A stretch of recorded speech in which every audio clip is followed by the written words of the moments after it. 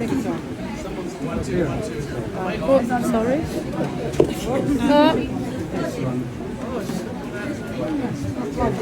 But there is no. And I Take one of those out. One. Be okay. Sorry if I touch you. Okay. 1, 2. Can you hear me now? Yeah. I would start speaking, but I need my soapbox. It's very important. Somebody stole my soapbox. I just want to get everybody in if we can. If you can sort of come in, guys, if you can just kind of nuzzle in a bit so we can make some room for people to come in from the back. And if you're downstairs, you might want to come up. I don't know. Can you hear me downstairs? Can you hear me downstairs? No response. Well, I could start speaking, I suppose. I guess I am speaking. Soapbox? Yes, my soapbox is coming. Yay! Mind your heads. Thank you, thank you, thank you. Yes!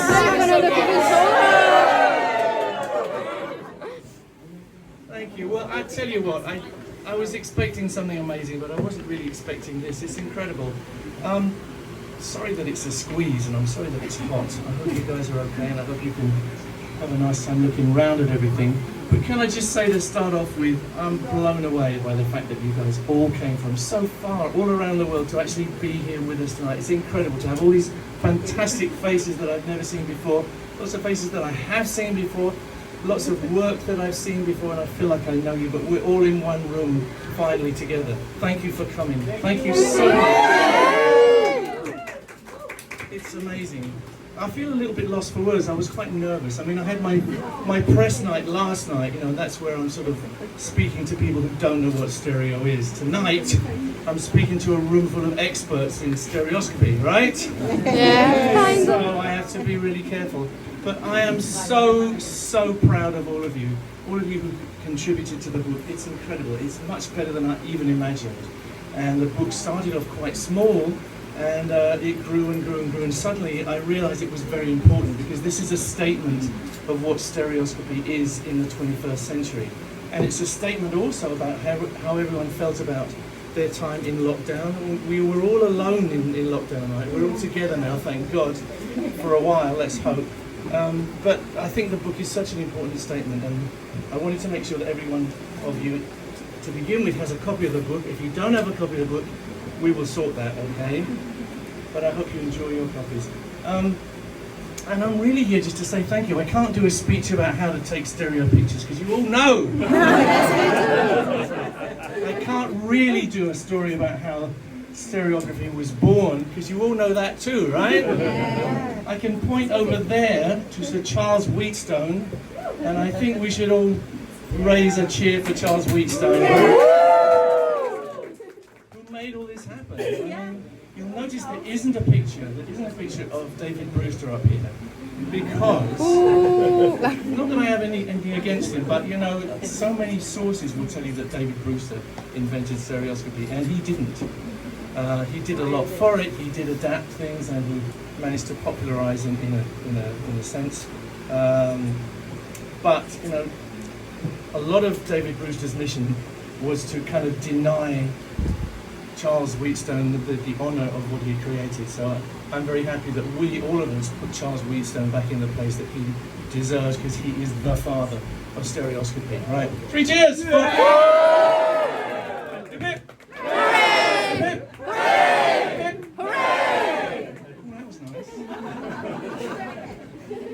It's amazing. Well, I hope that you'll have enough time here tonight to take in some of the treasures. And these are your treasures. This is your night.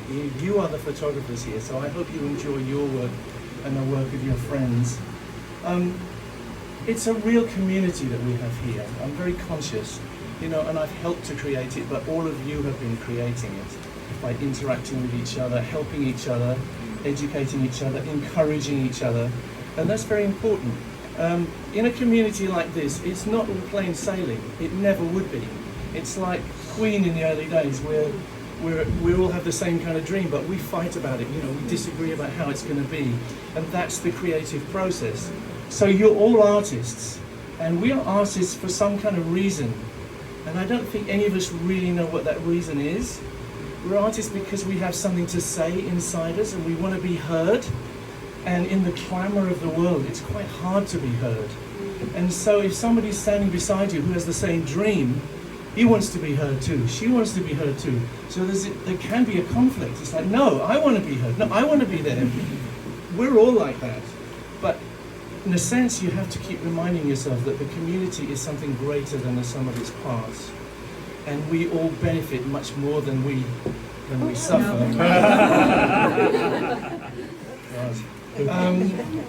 So what I'm saying is, don't expect things to be easy. We communicate with each other, we share ideas, we're very possessive about our ideas. We're all the same, but we're artists, and artists do suffer. You can expect to suffer. That's the name of the game. You know, we're not in it for just commercial reasons or whatever. None of us are.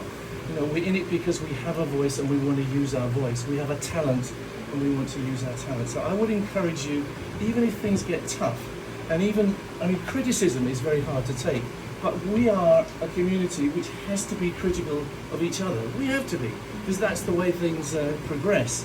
So if you show your picture to someone, they'll go, oh yeah, I really like that. Yeah, but you know what you've done here, this is, the stereo window is fucked. You know? Excuse me. That's true. But you know, and for a moment you feel upset, you know, but what's happening is you're getting feedback. Now, this happened to me a very long time ago. I'm a very old man. No, seriously, and I joined the Stereoscopic Society about 300 years ago. And the old guys there were incredibly critical of me. I always remember we had a thing called a folio in those days, and we would submit our stereo pictures, and they'd go in an envelope, and they would be physically sent around the country in a little box, which is a bit dodgy. You wouldn't think of doing that these days. But you know, and everybody that the box came to, who was in this folio book, would write their comments on. And I tell you, the comments were vicious. It's like, you know, this is really hopeless. You know, you don't understand what a foreground is. You know, all this kind of stuff. And I think I went through this business of being hurt, but it was my formative time. You know, this is why I know a bit about it now. But none of us know everything. We have some real experts here tonight, and I'm so happy. I'm honoured to have experts. You know who you are. But all of us know that it's never over. You never know everything that there is to know about stereophotography. So I don't think any of us should go around treating the world like we are the expert. We are learning, and because we are learning, that's why we're great. Okay?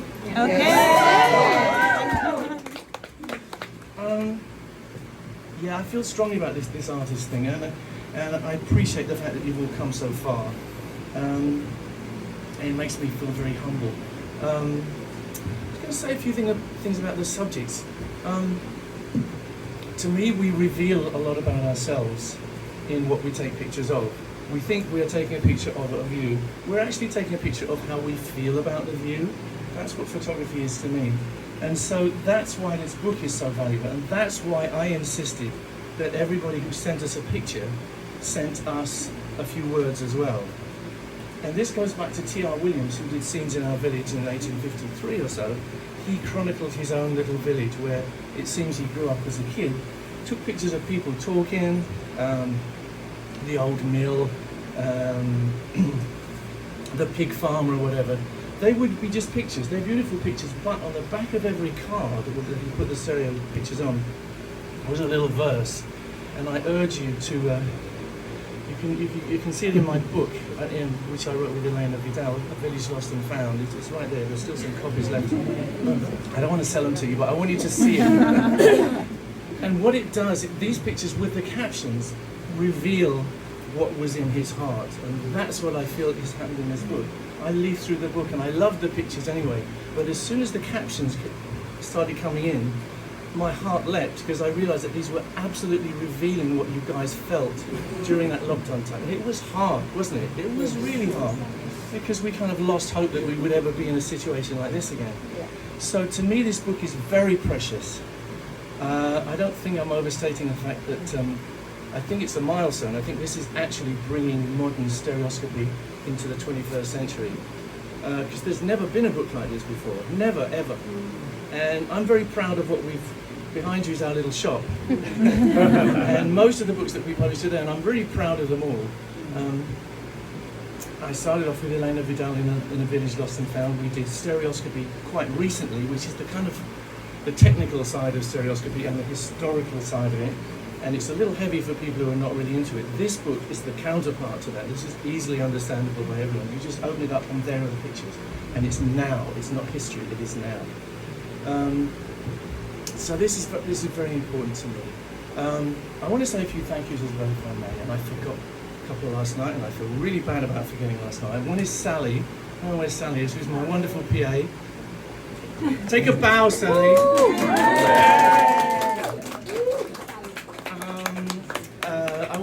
I want to thank Sarah Falk, who did an amazing bit of editing for us. Where is she? Please take a bow.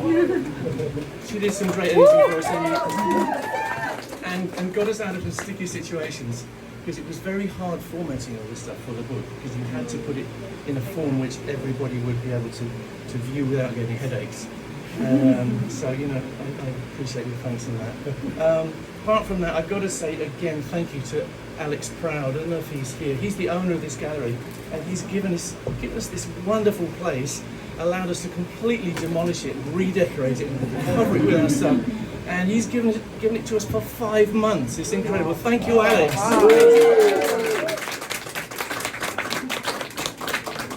So we have here not just the launch of a book that I'm incredibly proud of, and I'm incredibly proud of all you guys. Not only that, but for 5 months we have a centre, we have a kind of foothold. Stereoscopy has a foothold in London again. The little shop is a gallery, and this hasn't happened since 1858. Okay? Yeah. Amazing. That's amazing. So, I feel like I want to say more, but I don't want to keep you too much in this heat. Move around. There's 3 sections to it. This is you guys. This is Stereoscopy is good for you, darling. This here, which is going to have a curtain which goes all the way across. This is the Victorian Emporium. So there you will find the birth of 3D and the early pioneers. We've done on with people like James Elliott, C.R. Williams, my hero. Downstairs is Queenland. Downstairs is Queen in 3D, so it's my history in 3D and the history of Queen and all that stuff. So enjoy all the 3 sections, and I thank you from the bottom of my heart for coming to this exhibition and being part of this. Not just participating in the book, not just coming here, but thank you for the spirit that you've given Stereoscopy in this century. I love it. I love it. I love it. Thank you.